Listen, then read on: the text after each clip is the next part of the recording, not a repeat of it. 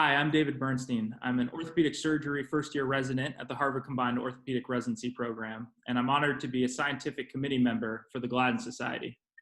I'm thrilled to be joined today by Dr. Jaysson Brooks and Dr. Tyler McDonald to discuss their article, Barriers to Increasing Diversity in Orthopaedics, the Residency Program Perspective, a recent publication in JBJS. Thank you both for being here with us today. So, as you know, we're focused on increasing diversity and inclusion within orthopedics, and your study touches on a lot of key elements to achieving this goal. I'd love to hear your feedback and thoughts on how you see this paper playing a role in that work moving forward. And so I'd like to start with Dr. Brooks, and then we'll go over to Dr. McDonald. Sure. So I would just like to say that, like kind of our thought process for even doing this project was that, there have been a lot of papers that have been published that basically state the same facts. There are not enough minorities. The minority pipeline is small. Orthopedics is the least diverse specialty in medicine, over and over again. But every time I finished reading one of those papers, I kept on leaving with the same question: why? Why? Yes, we have the data, but why is it like that? And so our hope was with this paper to start to begin peeling back some of the layers to answer that question of why. And so, this paper came out, and it wasn't planned like that, but it was published basically during the same time of the national protests related to race surrounding Ahmaud Arbery and George Floyd and Breonna Taylor. And it was good that it came out during a time like that, because I think a lot of people are asking why, why about a number of factors. And I believe that it's relevant for people because it gets at some of the reasons that at least programs believe that they are having difficulty recruiting minority residents. This is not going to answer all the questions, but I think it's definitely a beginning. Great. Thank you for sharing. Dr. McDonald, do you have anything to add along those lines as well? Yeah, so this is kind of just a breakdown of basically a frequency table of kind of the most frequent responses that program directors felt were barriers to matching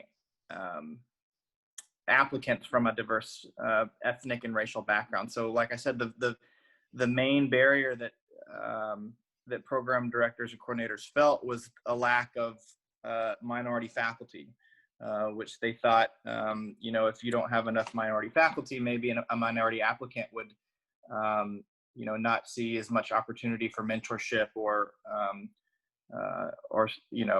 something like that. So that was kind of the main thing. The next two biggest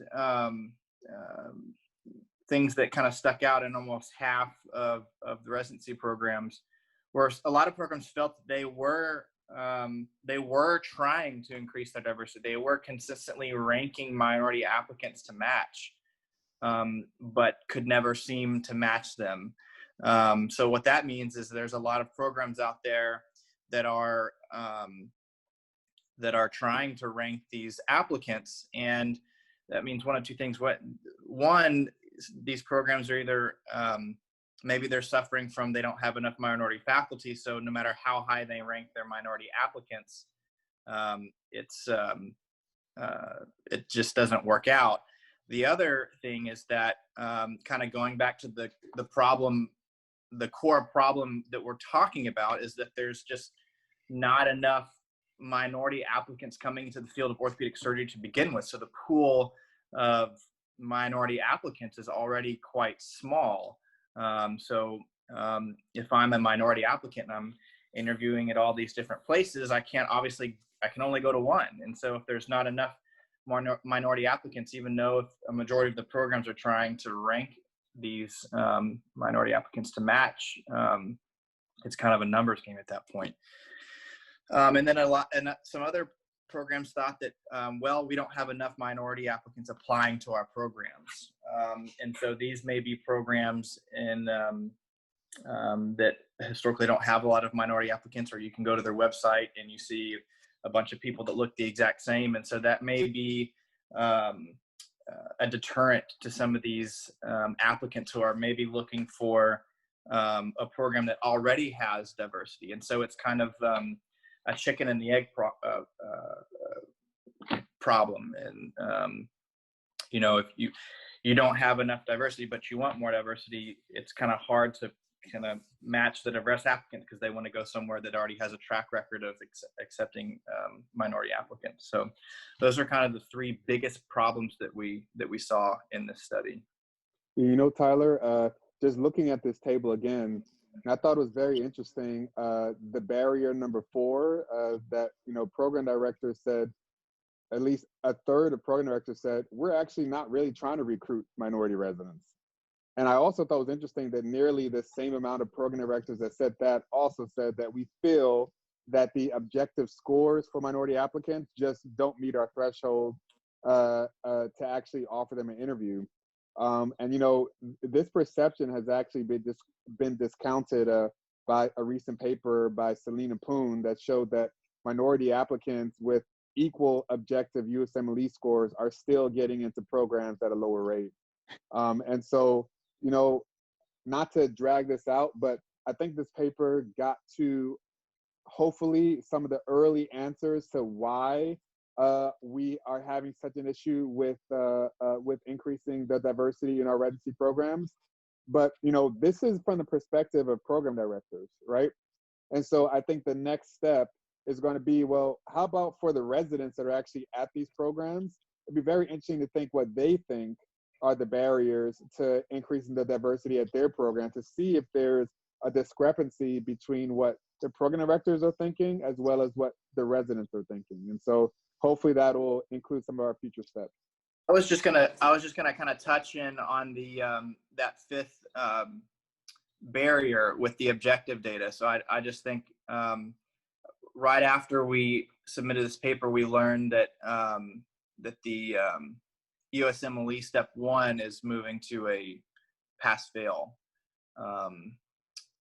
model, and so I think that'll be interesting, and maybe we'll kind of address some of these issues that now residency programs might have to look a little differently or a little harder, and not just kind of rely on the USMLE step score cutoffs. It may help the diversity problem within our subspecialty. We'll just have to see. Absolutely. That's a very interesting point, and I appreciate both of you guys providing your insight and feedback on this critically important topic. I will say that one thing that strikes me is, even though it is only one response, the last barrier on this list is disheartening that this is even something that came up as a response from somebody. So I think, my hope is that we continue to make progress on this important front. And you've outlined a number of the barriers here. And I hope that this last point, whatever program this may be and whatever other programs may have similar key faculty members with similar feelings, that these are addressed, and moving forward, we can continue to make progress in this important area. All right. Well, thank you both very much for providing this feedback and insight on your study. And we are thrilled to have gotten the chance to speak with both of you on this important topic, and fantastic paper. And we look forward to future research from both of you. Thank you so much, David. Great. Thanks for having us.